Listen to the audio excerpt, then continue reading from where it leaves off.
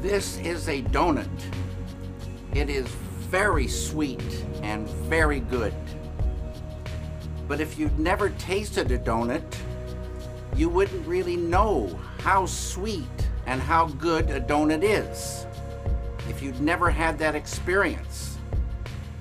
Transcendental meditation is like that. Transcendental meditation gives an experience much sweeter than the sweetness of this donut. It gives the experience of the sweetest nectar of life, pure bliss consciousness. As Maharishi says, those who don't know, they don't know. Those who know, they enjoy. I hope this following documentary gives you some good news about the sweetness of life.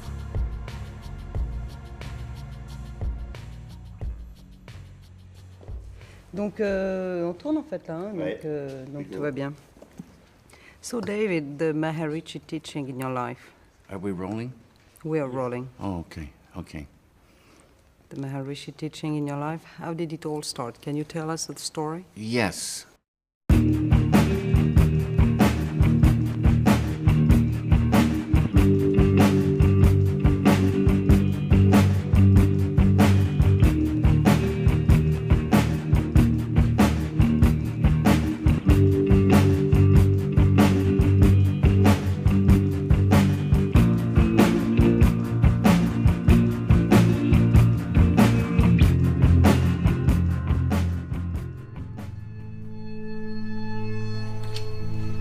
This here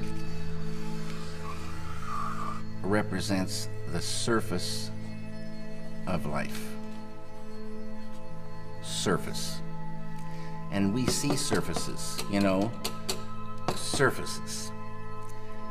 And about 300 years ago, scientists, they started wondering what was this wood and what was this metal and what was it really? So they start looking into matter. So this side is matter, and this side is mind. Mind and matter. And the scientists, well, they discovered molecules.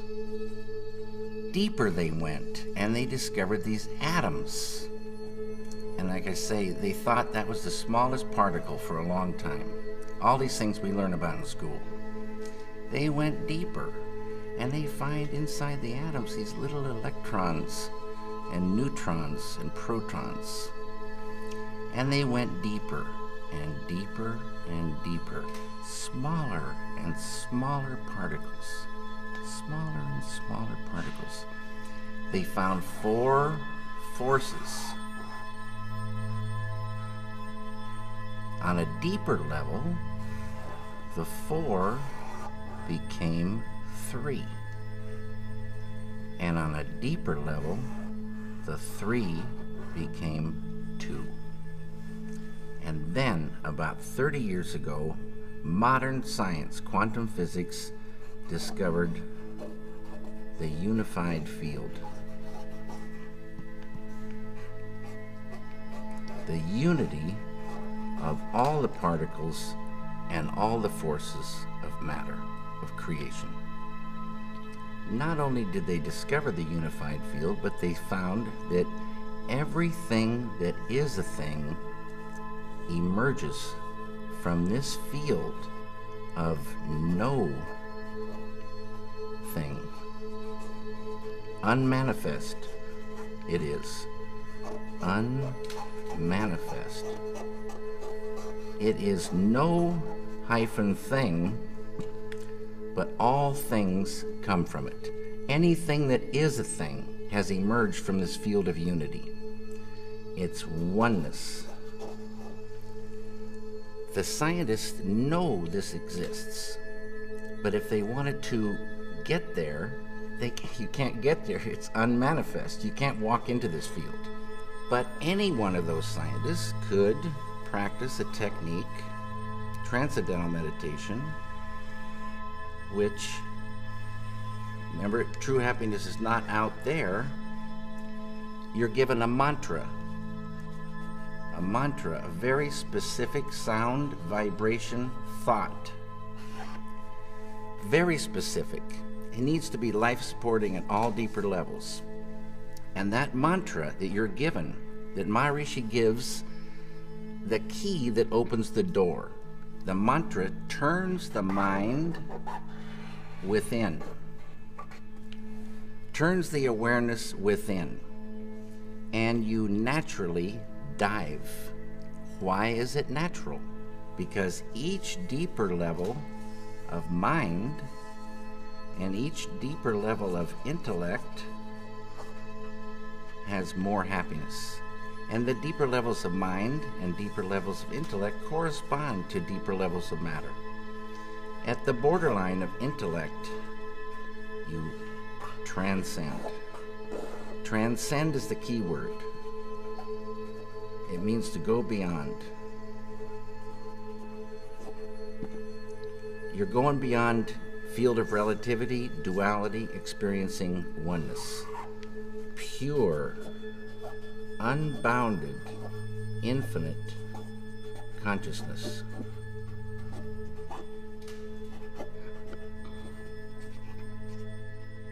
This consciousness has qualities: infinite creativity, intelligence, energy, love, power, and bliss. Dynamic peace. Always been there, never had a beginning, it is and it will be forever. Unbounded, infinite, eternal, immutable, immortal consciousness, fullness. Any human being can experience this easily and effortlessly with Transcendental Meditation. Transcendental Meditation is just a vehicle to get you here. When you experience this level, you enliven it, and it grows in the individual. So if you started with a ball of consciousness this big, everyone has consciousness. Consciousness is the way to understand consciousness. If you took it away, you'd see what it really is. If there wasn't any consciousness, we wouldn't exist. And if we did exist, we wouldn't know it. It's the I amness of life. It is life itself. Tied to consciousness is all this: creativity, intelligence, energy, love, power, bliss, dynamic peace, all positive. Light of unity, all positive. You experience this level and you enliven it, and this ball of consciousness that you thought was just going to stay the same for the rest of your life starts expanding, and these qualities expand. So day by day, you're growing creativity, intelligence, love, energy. And this ball of consciousness is now expanding, and you're owning unconscious or subconscious more and more and more. Side effect of the growth of this consciousness is negativity starts to recede. Tension.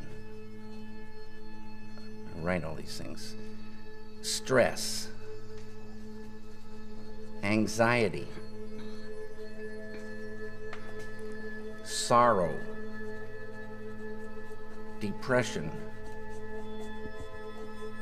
anger,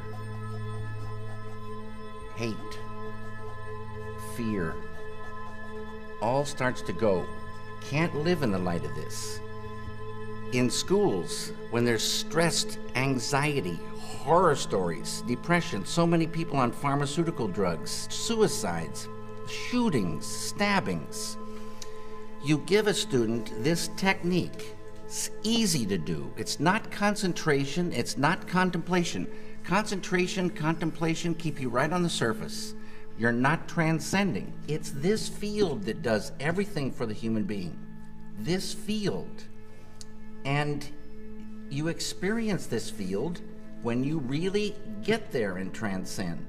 This is transcendental consciousness. It's, you know, there's so many names for this field.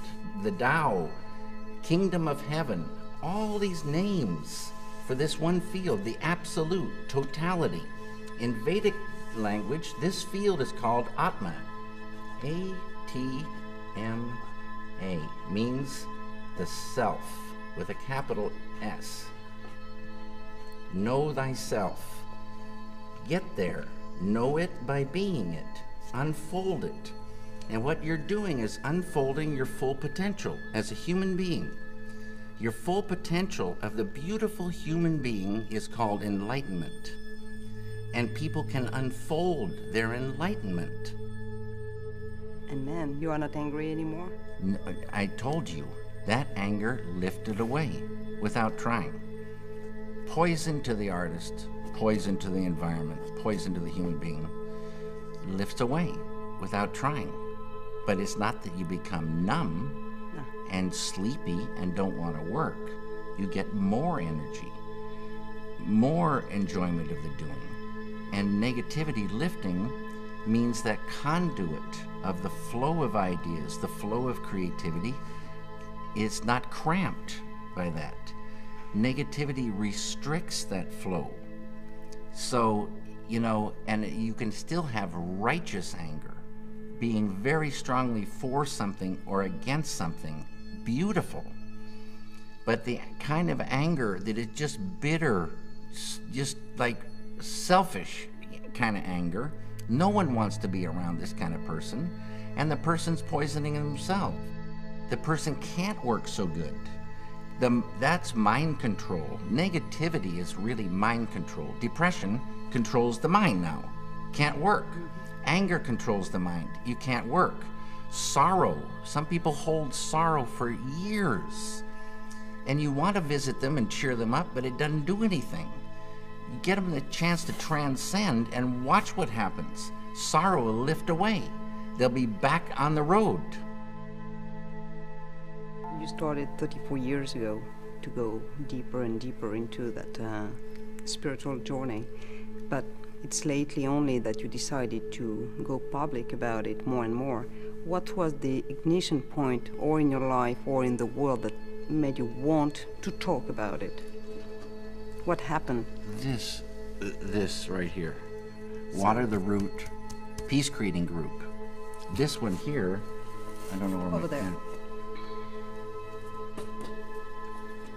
This is the individual here, and the same phenomenon happens with a group. Lots and lots of people, square root of 1% of a population. So, like I said, for France, 750 or 1,000 do the thing. A group, quadratically more powerful than the same number scattered about. And this is a thing, like my friend Dr. John Hagelin says, if you have two loudspeakers and they're separated, you have one volume, you put the two next to each other and you got the equivalent of 4 loudspeakers. You put 3, you've got suddenly the 9. It's called constructive interference. It's a real thing. A group, close, doing the program, advanced techniques.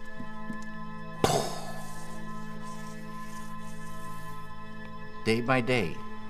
Just like when you want to get electricity to the people, you build a power plant, generate that electricity, and they get it.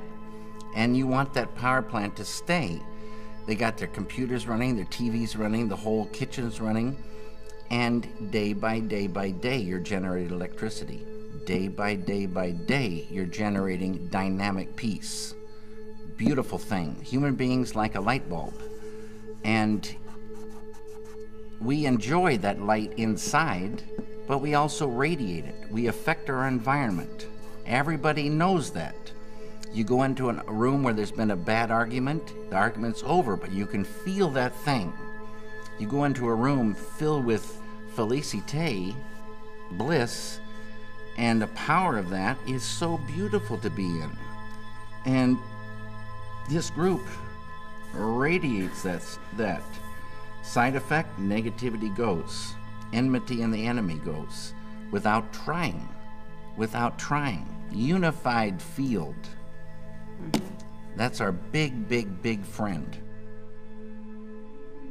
And this is all the thing tied to peace.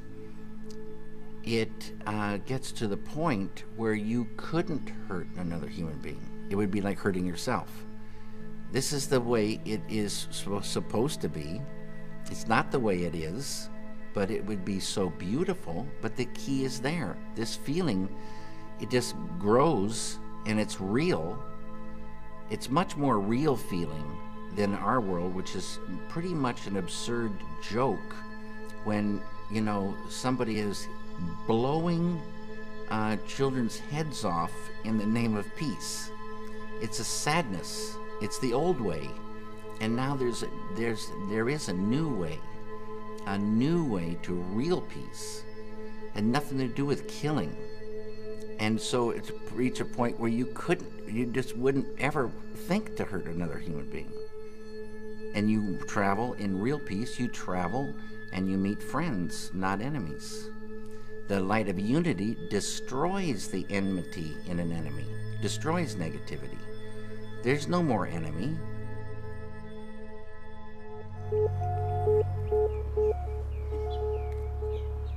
I hope you enjoyed this documentary. Thank you very much. And I wish you all the very, very best.